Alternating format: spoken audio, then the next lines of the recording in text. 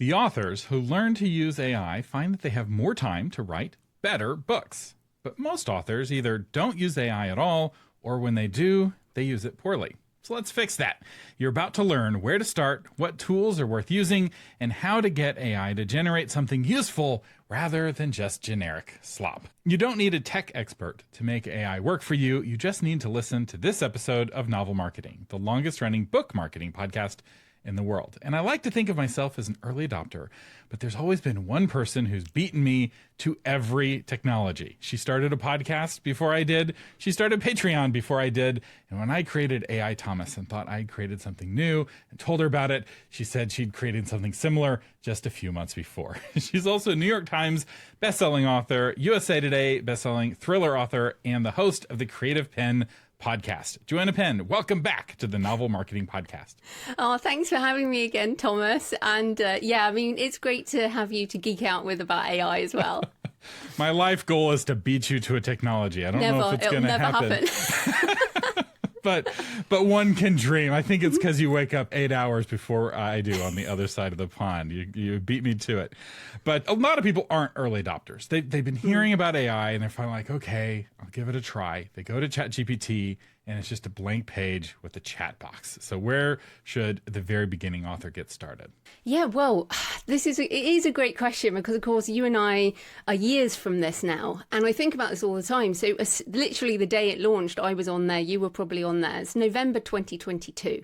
So we are way past the era of early adopters at this point. It was 2016 when I started podcasting about AI. So for anyone who's thinking, oh, well, I'll just wait, I really think we're past that now. So we are definitely at the point where using AI systems as part of your creative and business process flow is a really good idea. So if you go to chatgpt.com or the app, and make sure you get the correct app on your phone, because there's loads of kind of bootleg apps, but get the right one. And as you say, there's like a box, but then we're used to just a white box with Google, right? We've used that for years. And I think that's both a positive and a negative. But the positive is it's a white box, so you can type anything you like in. But the problem is that I think most authors are still typing in what they would type into Google because they see it and they think, oh, I don't know, who's the Prime Minister of the UK? Something like that. An American might ask that question, right? And so you're like, oh, and that is a googly question. And in fact, if you ask Google now, you'll get an AI answer, most likely. But what we need to think about with ChatGPT, and to some extent some of the others, but I say keep it simple, let's just stick with ChatGPT for now. You need to think, what do I want to achieve? And how could this help me the most? And instead of thinking of it like a database, I feel like people think, ask one question, get one answer. That's the least you would be using this tool. So coming to the novel marketing thing, you might start with something like, I'm author JF Penn. Here's my author website, jfpenn.com. Here's my Amazon page and put the link in. Here's my Instagram account. Can you please analyze my author platform and tell me what is my author brand? Give me 5 taglines that I could potentially use for my author brand. Tell me what I'm doing well, what niches I'm hitting, who's my target audience. Like literally now, it's not about one question. It's more about giving the AI tool a goal, something like give me an overview of my author platform, and then giving it as much context as possible. So we'll come back to some of the other things we can do. But that would be my first thing to people is, what do you want to achieve? Then think about, okay, how do I give it more of a goal as opposed to a task? Because like I said, think of it more like a coworker, someone you might have gone in the past. Maybe you went to People Per Hour or one of those and hire somebody who's multifunctional. Now we've got these powerful tools who can just do so much more. So I think that's probably a good place to start. I love that as a starting place because it starts with a good prompt of like, hey, this is my website. How can I make it better? It's a really good opening prompt, but it does 2 things. One, it gives you some immediate feedback of things that you can do. But 2, it's introducing you to the AI because the AI's got to get to know you. Unless you're already famous, the AI doesn't know who you are, doesn't have a context for your books. And if you've done a halfway decent job with your website, right, you have an about page, you have, a page about each book, hopefully, you have, all this kind of introductory stuff. And this helps give the AI context. But one thought I would add to that is when you first get started with AI, don't feel like you have to make it productive right away. I don't know how it was with you, but when I was first using ChatGPT, I wasn't like, I'm going to make this productive. I was just playing with it. And a really easy place to play with it is with images. And so have AI, if you're a novelist, ask ChatGPT to create a picture for each one of your characters, not to do anything with, just to play with. Be like, oh no, she doesn't have brown hair, she has blonde hair. And you can talk to the image, and it gives you some practice with the conversation. Because the first image you get back isn't going to be a perfect image. And that's how it is with text as well. The first response that you get back isn't perfect, but if you interact with it, you can really hone it in. And then in Scrivener, you can put that image there, and it makes Scrivener a little bit nicer, and you just use it internally. And taking the pressure down initially, I think, helps. It's like a child with technology. I have a lot of little children buzzing around, and if they see a button, they want to push it. They don't care that it might break something. They just want to push the buttons. My calculator is a very popular item. This is the most appealing thing in my office because it has the most buttons. That is very cool. No, I think you're right in terms of holding it lightly, and again, the sort of conversation. People assume, and I think people just have dismissed it. They're like, oh, well, that's wrong. Or, oh, it hallucinated, it made that up. Or, like you say, that my character's not got that colour hair. And then they dismiss the whole thing out of hand. Whereas if you're working, like if you and I, well, like now, we're having a conversation. Sometimes we agree, sometimes we disagree, we go back and forwards. And that's kind of what I'm saying around the coworker idea with ChatGPT and the other tools, is like you're collaborating, you're co-creating together on whatever you're doing and holding what it gives you lightly. So one of my favorite things is book titles and character names and lists. It's so good with lists. It's like, give me another 20 names for possible characters who grew up in Japan or whatever. Give me another, I upload my work. We can come back to that. But I uploaded my short story collection. Give me 20 possible titles for this short story collection. And that's really hard because short story collections are very thematic or whatever. So then it gives you 20 and you're like, don't like that. Give me another 20, and that kind of iterative and, as you say, a more playful attitude, holding it lightly. But I do think, since you did say in our introduction, we're going to give people real practical examples. I actually think ChatGPT is not the best at images. So, and I can spot them a mile off now. So I think what we have to do is, even though I think ChatGPT really is the sort of best all-rounder, there are specialist tools in other areas. So that's why when you go to think about what do I want to do? So say you want to do an audiobook or, some video, then it's thinking, okay, what is the best tool? But here's another tip. You can ask ChatGPT. So you can say to Chat, okay, give me, in fact, I did this earlier as preparation for this. I'm like, I just want to check that I'm not missing anything on the best tools for AI images. Give me the latest as at today. And it will do me a report on all of that. And also it will help you if you say, okay, how do I prompt for this particular thing? It's actually going to write you prompts. And that's a magic button. So I did earlier, write me prompts for Midjourney that I can use as backgrounds for my cover images, my flat lays for my social media. So things like that. This is the most important tip in the whole episode. So I want to underline this because a lot of people are like, oh, just give me a prompts. Like I want a library of prompts that I can use. And, you can generate PDFs worth of prompts. And that is useful for brainstorming to help you realize, oh, I didn't even know you could use AI to do that. But you don't need that if you just understand this one tip. Like AI consultants don't want you to know this one super tip. And that is just ask, instead of saying, do this for me, ask, how would I do this? Or what advice do you have for me to do this? Or generate a prompt for me to do X. And then you look at the prompt and you can tweak it because it will make assumptions. And those are the assumptions that it will secretly make if you don't ask it to generate a prompt. So if you just say, create a picture for my character, it'll make these assumptions. And so now you can go in and tweak those assumptions in this prompt that you have. And then when you present the prompt with, let's say part of your manuscript or a sample photo or whatever, you're going to get a much better initial reaction, and then you can still chat with it. And so it's not like you're trying to do a one-off here, but this is really, really important, and it really will help you if you just ask for it to generate you a prompt and then you feed that prompt in.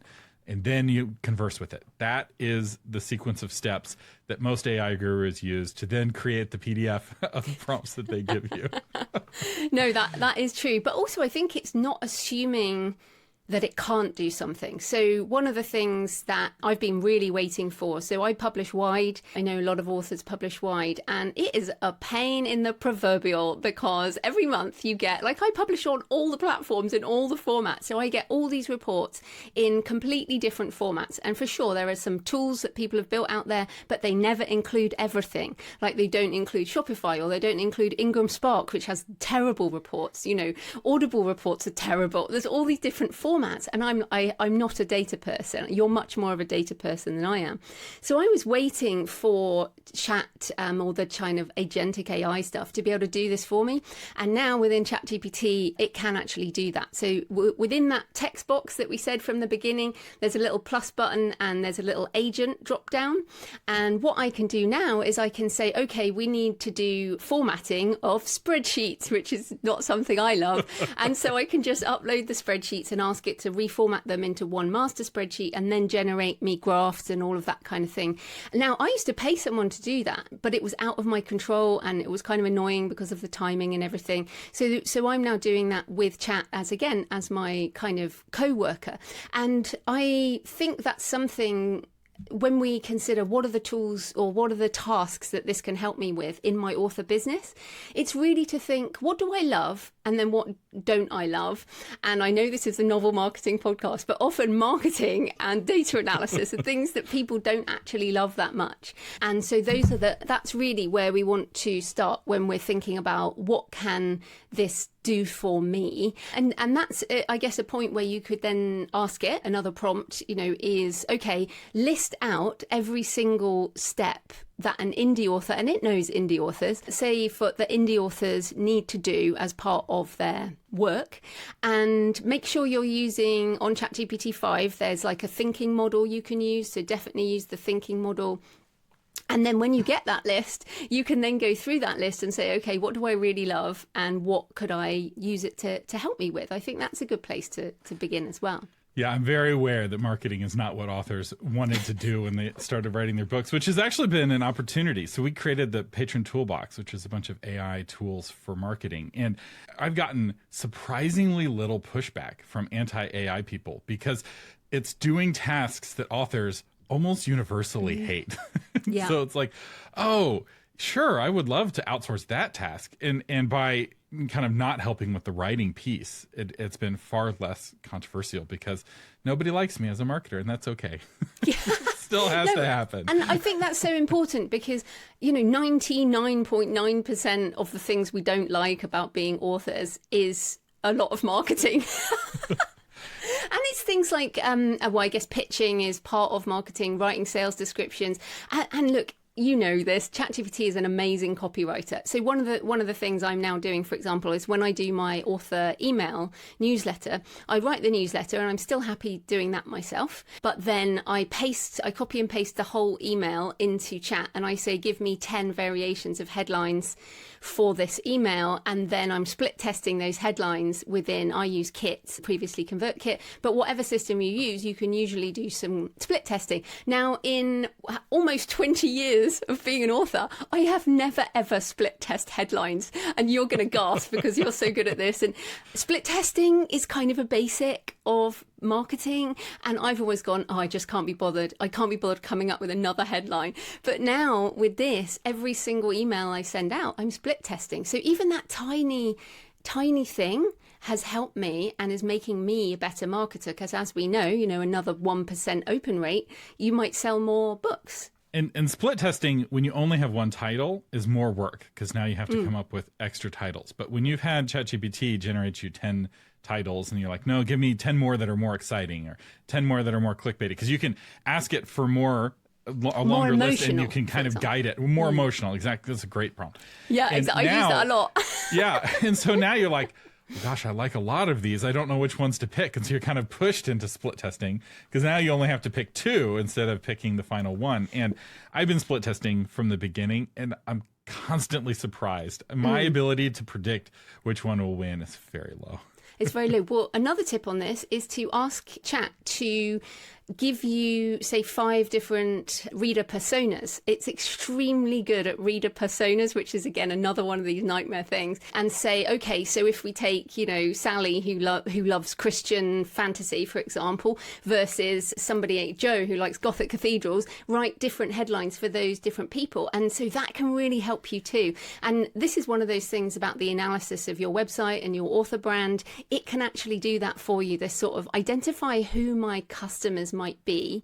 And so all these tasks that people like you have been telling us to do for years, we can now do so much more easily. And that, I think that makes a huge difference. It does, and it raises the level of competition because now that it's gotten easier, more authors are taking advantage of these more advanced techniques, which means there's more pressure on you to, if you're against AI, to do it yourself. You used to be able to skirt by because every author's like, I don't need to do that. And so there's only a handful doing it, but now more authors are doing it. But I want to talk about context engineering and prompt. So we've talked a little bit about prompt engineering, and it kind of explain to the AI what you want it to do, and it will help you figure out how to prompt it. And it's really good at that. But a big piece of this is giving the AI context, which is, if you think of it as another person, it's getting to know you, right? So like you go on a first date here's my website, what do you think? But as you get to know the AI better, and as the AI gets to know you better, it does a much better job of helping you with those sorts of things, of like, help me figure out my reader personas. If it doesn't know you very well, it'll give you very generic reader personas. If you say, I write thriller, give me reader personas, it's going to give you really generic reader personas that are basically useless. And so what it needs is not a better prompt, although a better prompt will help a little bit, but what it really needs is better context. So walk us through context engineering for ChatGPT. Yeah, well, first of all, I want us to get rid of this word engineering. So prompt engineering, no, you're just talking to the AI, and context engineering. My nerd side's coming out. It's like, what's wrong with the word engineering? Yeah, no, stop it. We're authors over here. We're novelists. We're like, no, I don't want that word. So people, it's not complicated. It's just not. Okay. So what you do have to do is you have to read the terms and conditions of the tool. So on ChatGPT, read the terms and conditions. Once you've done that, you need to, I think, the very best context is to upload your book or books. And also there are settings, once you have logged on, you've created an account. Now you can use ChatGPT as like without logging on.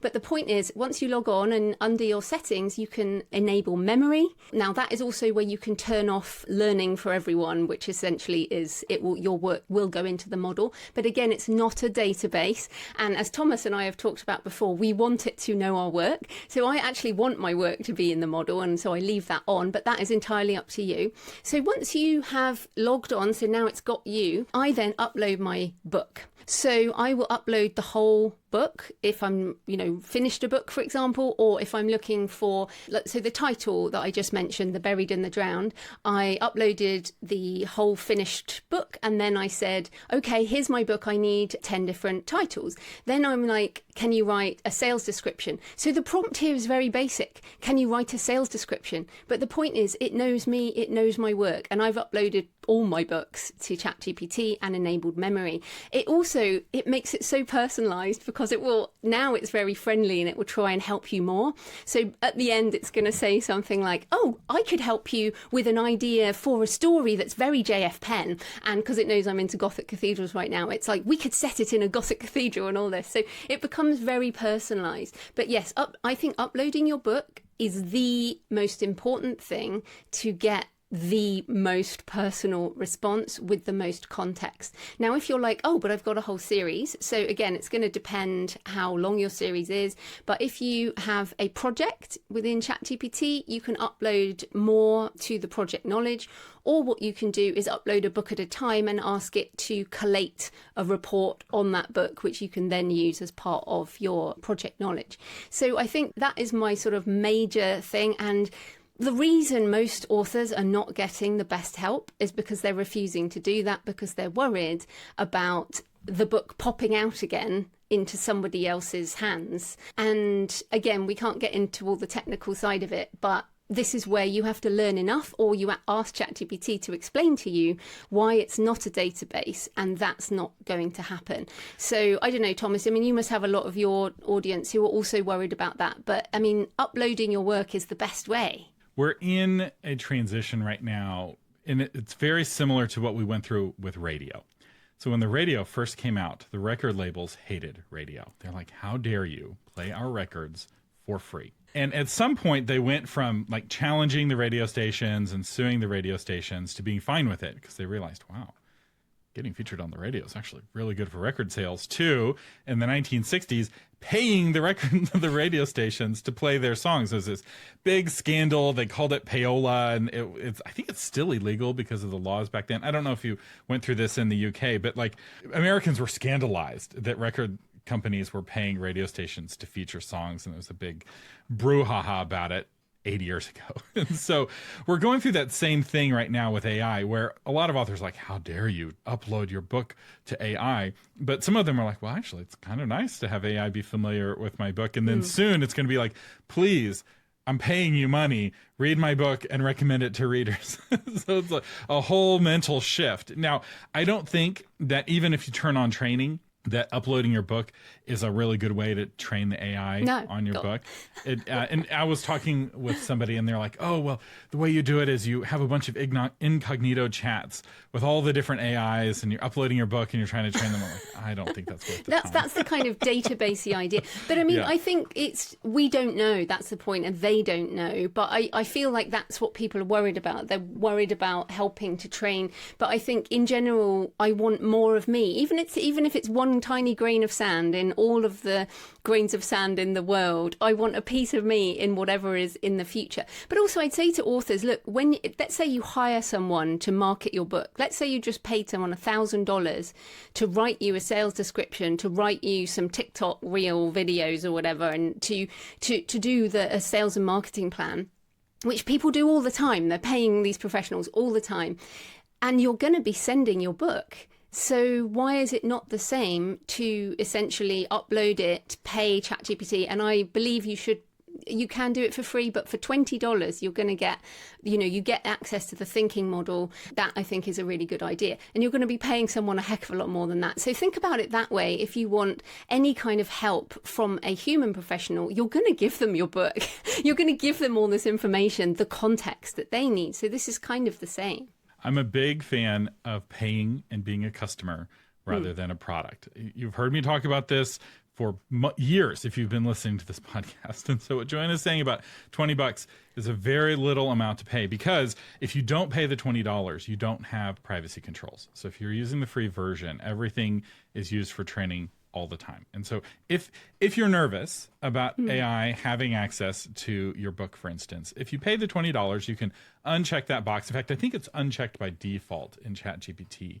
They may fiddle with defaults in the future, but you have control over whether or not this information is shared, or if it kind of stays siloed to your interactions with ChatGPT. So yes, I'm talking about, train the big model on your book can have marketing benefits, but you don't have to do that. You have the option if you're a paying customer.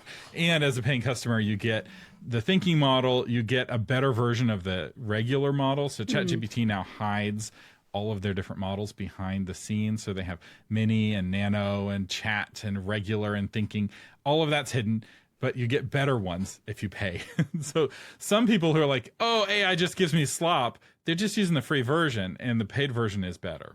Yeah, you can. Most people, I think now, maybe you have to be on the $20 one, but you can use the drop down and change it, because they put it back because people are like, no, I loved my old AI, give it back to me. And so they have changed a few things there. But yeah, you shouldn't have to think about what model to choose. They should choose it based on your prompt. I mean, if you do say who's the Prime Minister of the UK, it's going to use the most basic thing. But if you want to do, say, a deep research report on the political situation in the UK compared to the US, for example, that could be a GPT-5 thinking deep research report, which is all you can get at the $20 level. You can get so much, really. And let's talk about that, actually, because a deep research report is actually quite remarkable, what it can do to aid you in your research for your book. So what is a deep research report, and how do you use them? Because I know you do a lot of research even for your fiction.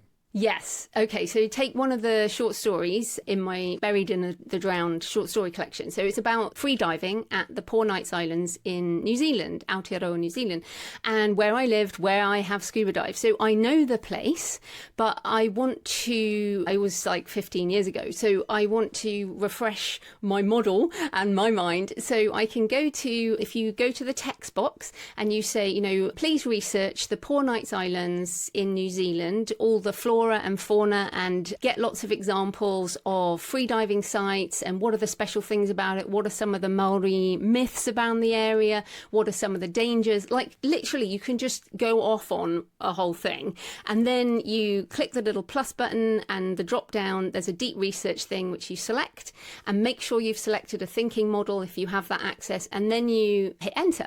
Now it's going to go away. It could go away for 10 minutes, it could go away for half an hour, depending on how much you've asked. And then it will bring back 20, 30, 40 pages, all referenced with details about that. So it's essentially browsing on your behalf. This is a kind of agentic AI.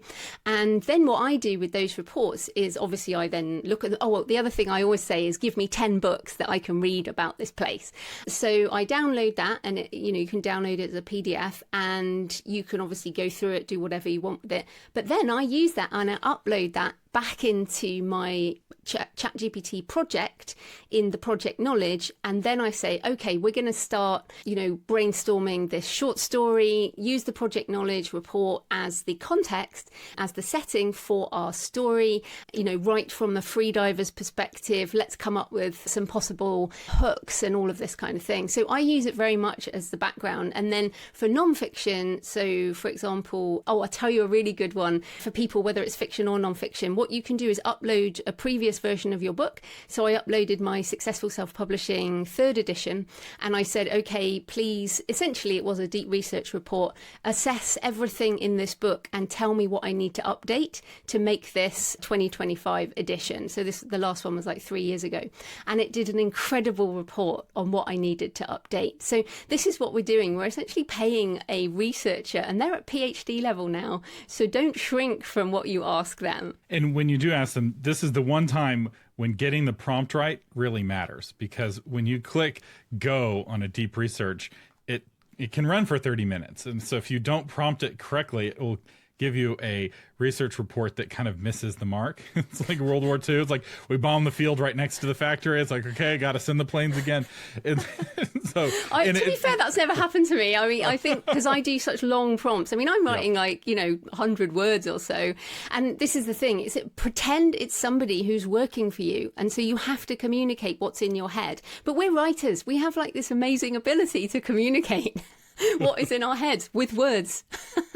And I will say deep research now under GPT-5 has a feature, it may have had it earlier, where it'll actually hit you back before it goes off and runs for 30 minutes. It'll hit you with a few questions. Yeah, it to always clarify did that. Things. Yeah. Yeah. And it's like, that's really useful because there's so much in our heads that we assume that the AI can't assume. Sometimes it does a good job assuming, sometimes it doesn't. And if you've uploaded your book and you've been using ChatGPT for a long time, logged in, it does a better job getting to know you and making good assumptions. But those questions I find to be really helpful in kind of guiding its research so that it does hit the factory and not the field next to it. So let's talk a little bit about audio. I know you're a big fan of 11 Labs. As we are recording this, 11 Labs is about to release a big new marketplace where people can upload books and turn them into audiobooks and sell them directly to readers and get 60% money back.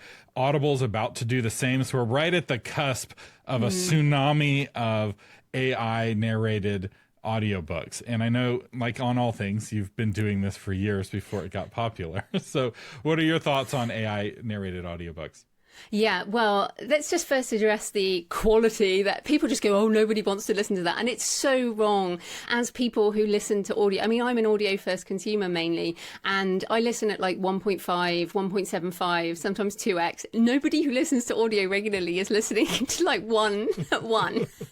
And to be fair, a lot of nonfiction books have sounded like robotics for years. So I think, and when we are with 11 Labs, the reason why they've kind of, I think, stolen the crown right now for sort of the best models. And actually their version 3 is even more emotional. So they have fantastic voices. Death Valley is narrated by my voice clone. But no, I mean, normally I narrate it as a human, but the voice cloning is fantastic if you want to do that.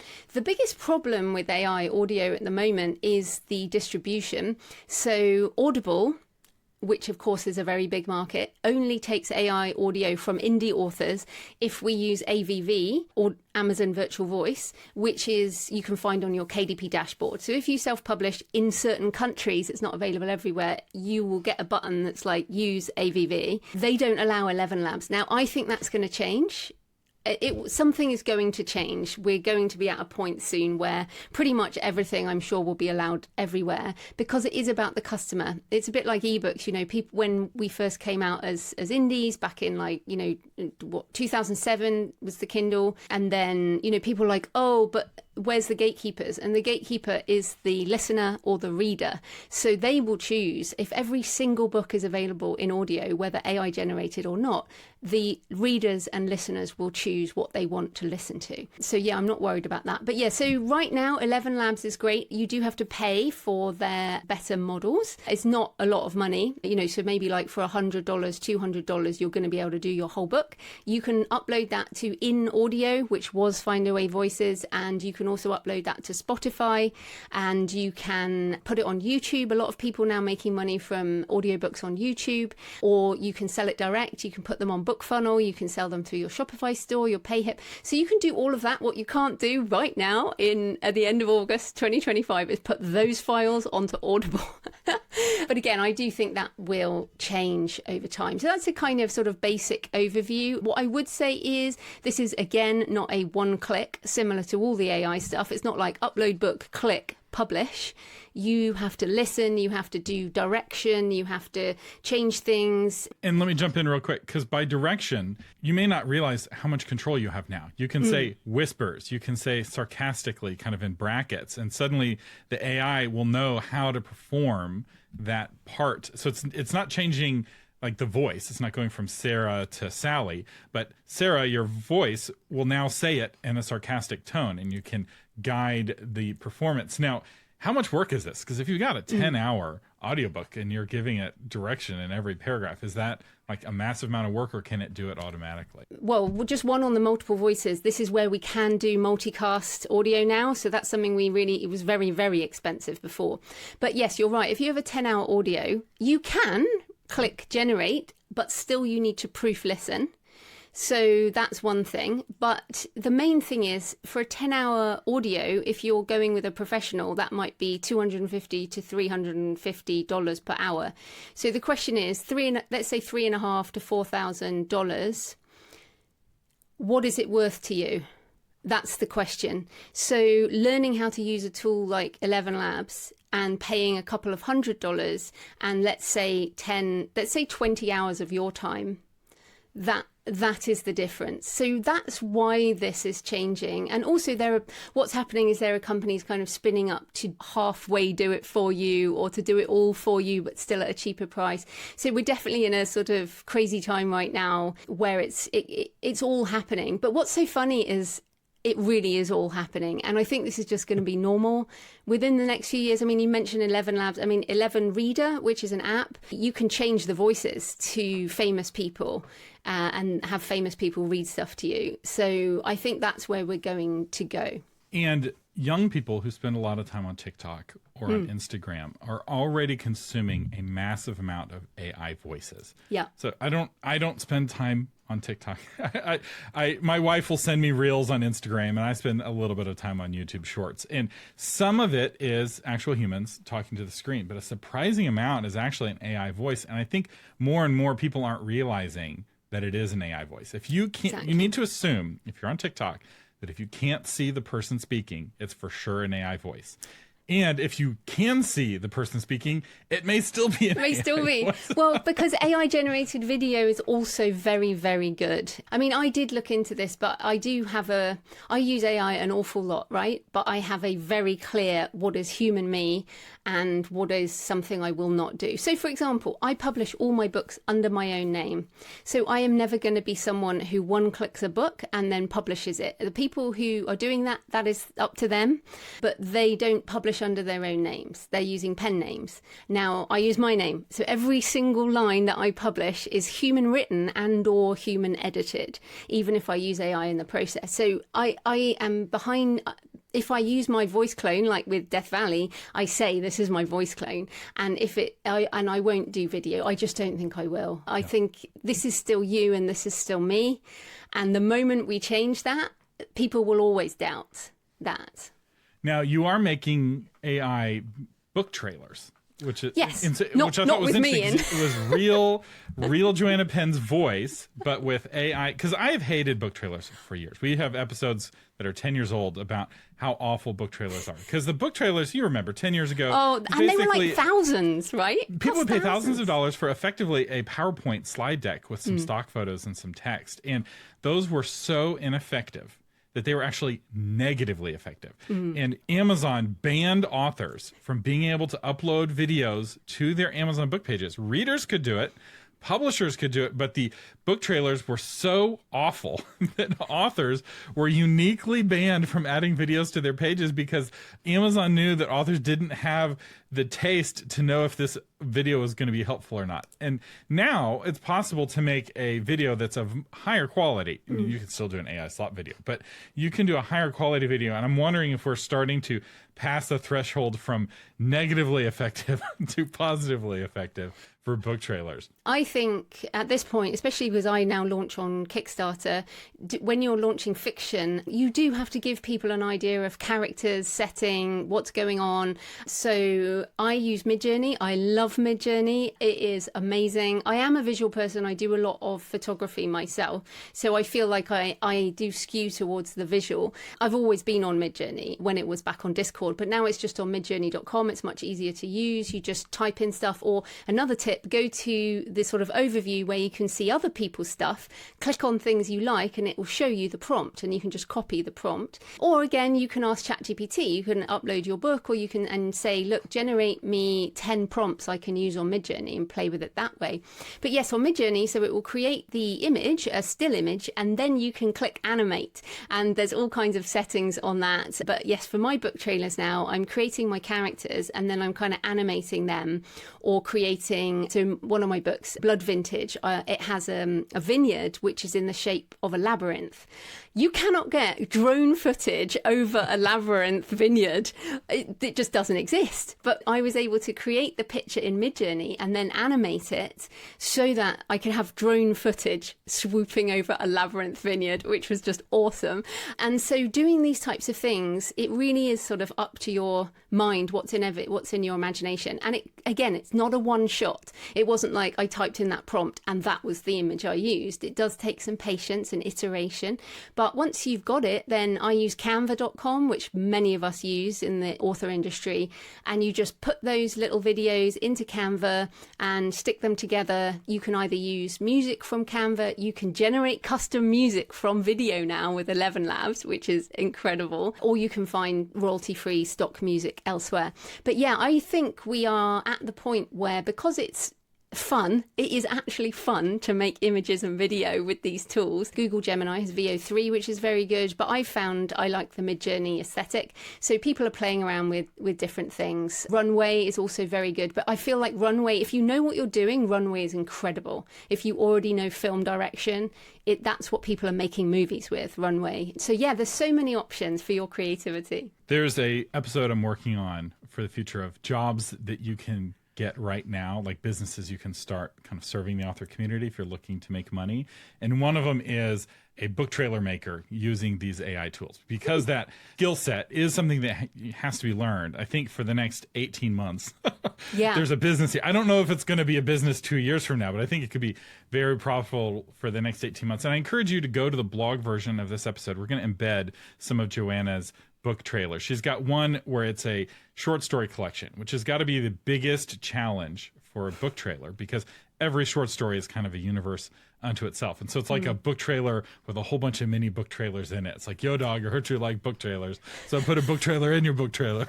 It is. Well, here's just also so people know. So on the video, I'm showing the Buried and the Drowned. The cover is Midjourney. So is my picture from Midjourney. The sprayed edges and the custom end papers are also Midjourney. And then as you say, the book trailers are Midjourney. The background of all my social media images is Midjourney. So you can do so much that before wasn't any fun. But I think you're right about paying for specific things, because this is fun for me. I actually love making book trailers now, and I love playing with Midjourney. Lots of people don't. I am not a massive fan of spending a lot of time with audio, so I don't love using 11 Labs. I love the output of 11 Labs, but some people love all that. Like Simon Patrick in the community is very good on that. So I would say, I think you're right. What we're going to be doing is leaning into the things that we love, and the jobs will change. So for example, my cover designer Jane, I design my images, but she still puts them together into the right formats and all that kind of thing. So collaborative working with people that we love working with. So Kristen Tate, my editor, she knows I work with AI. She uses AI as part of her editing process with permission from the client. And she also teaches other editors how to use AI to help authors. So again, I think the use of AI is best the better you are. And this is such a key point. So I was getting into a bit of screenwriting earlier this year, and then O3 came out. This was before GPT-5. And I suddenly realized that the world had changed, and that the very best people using AI are going to be even better. And where is my strength? My strength is here in our writing book community. So I'm kind of leaning on that. So I want to encourage people, because sometimes this makes them depressed, but I want to encourage you. The better writer you are, the better you are at craft, the better you're going to be at using these tools. And another wonderful thing that ChatGPT has recently added is a sort of teach you thing. So again, on that text box, there's a plus thing, click the plus, and it will have learn along or study along guide or something. And you can say, teach me how to do dialogue, or teach me how to write better setting or better characters. So stuff like that, I think, is going to help us become even better. Yeah, we have a saying here in the States, you may have it in the UK as well, that money can't buy taste. Where some people are very wealthy, but they don't have good taste, and so they kind of adorn themselves with very gaudy, very gold, and it's very common of new money. It's like everything is shiny gold, and the same is true with AI, right? AI can't develop your taste. In fact, the more that you're able to do, the more your personal taste is revealed, whether you have good taste in what you're creating. And as you're using AI, start with the things that you hate. So a lot of people are like, I love writing books. I don't want the AI to take away my writing job. Don't. It's like if you love it writing and you're good at writing, that should be the very last thing or never that AI should touch. But if you're, let's say, terrible at reviewing sales reports, you get these sales reports from Amazon and Audible, and you just can't make heads or tails of it. Do you know what computers are really good at? Spreadsheets. Every year we do the Novel Marketing Conference. And after the conference, we survey all of the attendees. And the last several years, I've made the mistake of having lots of essay responses. So there's 4 options, but then an other. And I've learned now, don't give authors the opportunity to write, because they will write you a book. So we get this 500 pages worth of qualitative feedback. And I was like, how do I make sense of this? And so the last 2 years, I've uploaded this spreadsheet to all of the major models just to see, is kind of a benchmark of how are the different models doing? How is Grok doing? How is Gemini doing? How is Claude? How is ChatGPT? And Joanna, you know which models did a good job analyzing that data? All of them. Yeah. They're all good at it. Now, they would bring out different insights, and I would give them the same prompt, you're an analyst, help me figure out how to improve the conference for next year. But typically, they'd highlight the same sorts of things. Here's what people like that you shouldn't change. Here's some opportunities for improvement. And I am not good at going through spreadsheets. I know you say I'm a data person, but it doesn't mean I enjoy it. I would much rather read a report of a synthesis of all of the data. So start there. Start with the things that you don't enjoy, so that you can have more time to do the things that you do enjoy, right? For all of us, there's parts of this that we like and what we don't like. Some authors love writing the first draft. Man, when they're in first draft mode, they are in heaven. And other authors, that is this brutal slog, and they love fixing the first draft, right? So where to incorporate AI depends on where you are in that process, right? If you just hate editing, AI can help you with editing. If you hate the brainstorming part, AI can help you with that. But play to your strengths and then outsource your weaknesses. It's the same, actually, with working with fellow humans. Yes. My dad has this saying. He's a successful business owner, and he would tell me when I was first starting my first business, he's like, Thomas, only do what only you can do, delegate the rest. And that was advice for working with humans and like where to build your team, right? If you hate accounting, maybe the first person you hire is an accountant, or not a full-time accountant, but right, you work with a CPA who can part-time do your taxes for you, and you kind of hone and prune down to your core competency where you are most effective. And so we're not talking about replacing you. In fact, if you're doing this right, the thing that's really special that you do really well, you're in that zone more, which makes the quality higher. It's like, yeah, I'm really bad at this one thing. It's like, okay, you outsource that either to a computer or to a person so you can do what you're really good at. Yeah, and I think, just kind of summing up how I feel as a human, this is about the human stuff. This is about getting rid of, for years, again, people have said, you must do this, you must do that in marketing. And we're like, but I just want to be a writer. But again, like you said, outsource it. Many authors have had issues with money. And so if you can pay $20 for some tool that helps you with a ton of stuff that you couldn't afford to outsource before, then that's going to make a huge difference to the time that you can spend creating.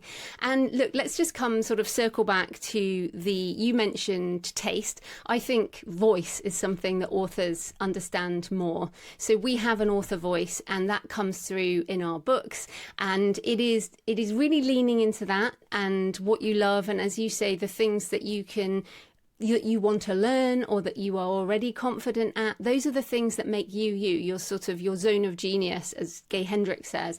And so that's where you end up. And this is what I love about this time too, because now I can just go, no, I am not going to do that. Either Chat will do it or Gemini or one of the tools. I won't do it. And so, it is, I think both of us feel this is a wonderful time to be an author. It is just as exciting to me as 2007, when I came into this, and it's like, okay, things are changing for sure, but we've surfed the wave of the last 15 plus years. So let's surf this next 15 years as things change, right? And we're only at the beginning, I think, of this shift. Yeah. And I've been drinking from my bots don't buy books mug during this, which I think is important. So we talked about taste, we talked about voice. The third piece of that is audience. So as you're using AI tools, it's really important to remember that ChatGPT is not going to buy a copy of your book. Well, maybe how this Anthropic case goes, it might buy one copy so it can train on it, but it's not going to be a customer of your book. And so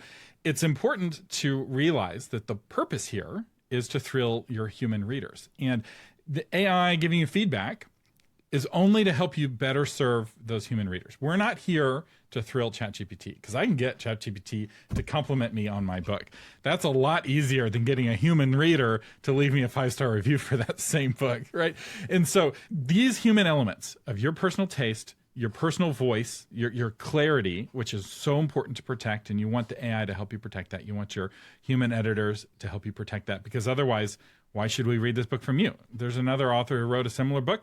I read that author's book. It's your voice is ultimately your primary thing that you sell as an author, and then your audience. Who am I trying to thrill? Because not every reader likes every book. And so knowing who this book is for guides so many of these decisions. And I would, going back to where we opened with the context training, letting the AI know about you, don't just tell it about your book or maybe upload your manuscript, but also describe your Timothy, right? This is my target reader. This is who I'm trying to thrill, because the AI does know what to do with that. It's like, oh, this kind of person would like this sort of thing. If you're wanting more help with AI, Joanna Penn did a very innovative thing with training AI because it's moving so quickly.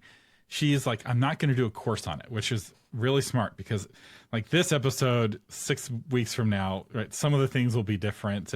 Everything's getting better, but it's getting better at different paces. And so she does periodic webinars, and we're going to update the blog version of this podcast episode with links to whatever the upcoming webinar is. And I will say, I paid my own money to go to one of these, and I can personally vouch that it was legitly good. She opens up her whole workflow. So if you thought this was helpful, it's way more helpful. She goes through every single tool. She gives you the prompts that she uses. She walks through how she uses it, and she really does stay up with what's breaking. Every time we talk or start exchanging emails, it's like, did you hear this new thing? Did you hear this new thing? We chit chat all the time. We had to hit record on this or we would have gone the whole time with the cutting edge stuff. I really encourage you to check out those webinars. We'll link to them. It's cheaper if you become our patron first. So pro tip, go become a patron of the Joanna Penn podcast. If you're already a patron of Novel Marketing to get our patron toolbox, you're already logged into Patreon. It's really easy to add her podcast as well, and you'll get some savings on hers, or you can just sign up. You're an adult. It's a free country. Joanna, where can people find out more about you? Other than if they don't want to come to this webinar, where can they find out more about you? Yeah, well, obviously thecreativepenn.com, pen with a double N, and I have a podcast and I have a YouTube channel, so come on over there as well. And my fiction is at jfpenn.com. Thank you so much for joining us today. So much fun to talk about AI. Keep that attitude of play. So you're hearing Joanna and I laughing, and we're enjoying this. This is the attitude to have. Don't let 80s action movies keep you from enjoying the moment.